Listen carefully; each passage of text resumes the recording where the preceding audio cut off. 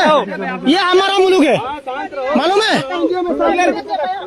आप बंदूक क्यों टांगाता है? हाँ? हम आपको कुछ बोला है? आपको कोई हाथ नहीं लगाएगा, आपको कोई हाथ नहीं लगाएगा, लेकिन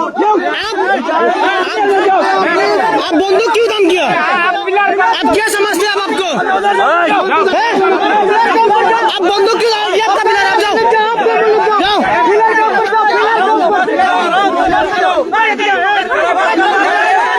आप बंदूक छोड़ो,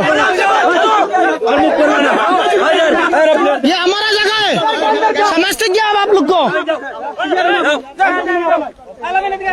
आप बंदूक क्यों काम करते हैं? हम डरता है, ठीक है? हम नहीं डरता, हम नहीं डरता।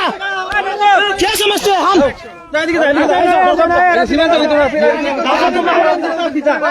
हम 1917 में नहीं डरा है, 1970 में। अब क्या डर दिखाते हैं हमको? ये हम, हमारा मुल्क है, हम यदि देश को बचाएगा। आप कौन है? समझते क्या आप लोग को?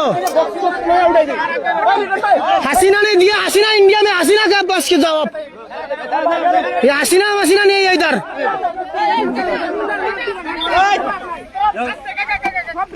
इंडिया में जाओ, इंडिया में जाओ, क्या जाओ आप लोग? आपका मुल्क से जाओ। सर भी रेडी आपका।